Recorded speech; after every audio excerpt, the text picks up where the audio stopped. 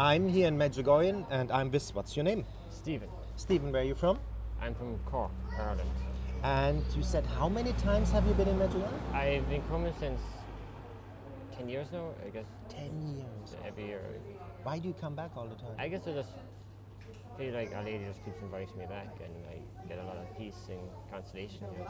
So this is like probably my second time coming for the Youth Fest, and I enjoy it. And yeah, a lot of my friends Are here as well? Yeah.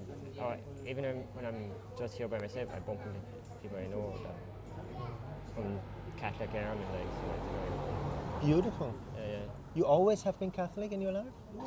Yeah, I was a created Catholic growing up, as brought up. You never went astray into the world? I guess back in secondary school, like, even though I still went to Sunday Mass, I guess I became a bit worldly and. But I think when I came to Medjugorje, like I especially probably more so doing the second trip, I got to be present for one of the apparitions, like, and like I guess I just got a lot of peace and like I guess consolation and read rosary, like, and I come here like probably once a year. One year I did come twice, like, but, and like. Yeah, I guess, yeah.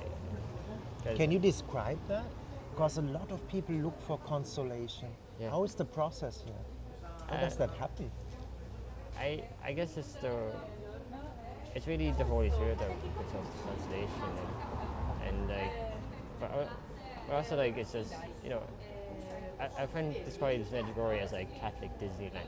It's like you come here, there's prayer, there's the five stones, but also there's almost like a Catholic resort, like in a way, like there's fancy foods, there's people like sometimes just going to Columbo's with a friend is the most Holy Spirit like moment, like, and fellowship and it touches the heart, no? This place somehow it touches the heart. Yeah. And you know, confession is very central here in Medjugorje. Yeah. What would you tell people? Why not to be scared to go to confession? I guess like firstly the priest probably has heard everything and probably and there's no sin that Jesus cannot forgive, like, and it's healing and like it's free, and like I try to go to confession once a week, and like a lot of the saints went to confession once a week, even like Padre Pio or something. And like, it's, and like, you know, I like I see people at home who don't practice, and like, you know, they're struggling with all sorts of things, and because they're in spiritual warfare as much as anything is, but just don't realize it. Like, and when it's something as simple as going to confession and get rid of all that. So, Yes. And then we say, when we are in a state of grace, we can go to Holy Communion, receive the Eucharist. Yeah. What is the Eucharist? A lot of people don't understand anymore what's the Eucharist. Well, the Eucharist is like truly the body and blood of Jesus. The Mass is, every time we go to Mass, essentially, we get to be in Calvary, and that's like such a grace. And Our Lady is present at Mass, and all the saints, and like when you see it in a state of grace, and like and just sit there with Jesus, that's the best time you can really talk to him and ask him for more healing and graces, and it's like our daily food, because I know when we wanted allowed to get Mass during the restrictions in Ireland, it was very difficult to go through even just the normal trials in life compared to when you had the Eucharist, like, so it's like Amazing what you are saying, the same. Because this is the high prayer of the Catholic Church, Holy Mass. And you, like you said, everybody's there, the angels, the saints, Our Lady, Saint Joseph, everybody's there, no? And you talked about spiritual combat, that the spiritual combat these days is so strong. And Padre Pio said that the weapon of our times is the rosary. Why is that prayer so powerful? I feel like, well, when Our Lady gave it to Saint Dominic, it's meant to be like the weapon, the sword, like, of our.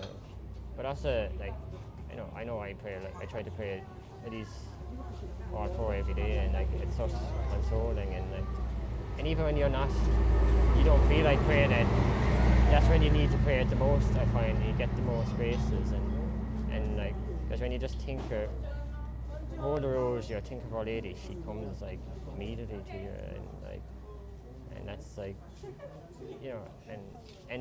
the focus is on and she always just brings you to Jesus, and that's Yes, so true what you are saying. That's for our Protestant friends, that they understand the role. We don't worship her as a goddess. Her only role is the role model of faith. And do you have made the experience that when you live in the intention, thy will be done, that you are more in peace, more in joy, life goes easier? Definitely. I mean, you get the same choice like a lot of people get, but you do it with the grace of God and Our Lady, and like, and sometimes they even guide you in how to get through. So, like the priest said in his homily last Thursday, that let Our Lady guide you, and like she'll inspire you who to meet, who to go with, or what to do, or if you just want to go to bed, be in bed, like she'll look after you, like, and you can even just go for like a simple cup of coffee, prayer based, and like that's like you bring Christ to the people around you and to yourself, like, so, and This is beautiful what you are saying. And what is, again, for you so special about Medjugorje? For people maybe come one time. I guess every time like I get something new, and I the joy and the peace, and like it's just, and like you grow, and like and you reflect on what have you done the past year before then, and like and and then once you're finished, she like almost like she invites you back to community, like come back to me again, like, and You feel it's like a school here, True, that she true. teaches you something? definitely, yeah. What does she teach? I suppose how to love and pray to Jesus, and to grow in community, like as a Catholic community, especially for those who are striving the best but don't have the best community. This is, and like you make contact with people here, and friends for life, and you get to experience what the church really is, And what is it for you, the church now, the guess- Catholic Church? the church for me is like, obviously it's the bride of Christ, but also it's like one big family, and like and like and you get to see the reality of what the sacraments, what prayer is, and sometimes you just need to relearn almost and go to that really childlike level of like loving the church and Our Lady, and like and get back, and helps you to get back to the basis almost, and like I guess because you can spend hours looking at like the big academics, but like at the end of the day, Our Lady tends to appear to children, and like and encouragement, and Yes, absolutely. You have a favorite saint? probably Saint Therese. Why? She seems just to follow me around a bit. That's like she's one of those things that I pray a lot to, and if I did, or I ask for a rose if I need to make a decision, or for encouragement, and she always like provides. And That's the little Thérèse of Lisieux you're talking about. yeah. I love her bigger sister, but like As well, no, beautiful. Yeah, but Saint yeah. Thérèse of Avila, no? Yeah, but Saint Therese is like, and also I felt she has appeared in my dream once or twice. I have dreamt of her for once or twice before, and like I guess she's like a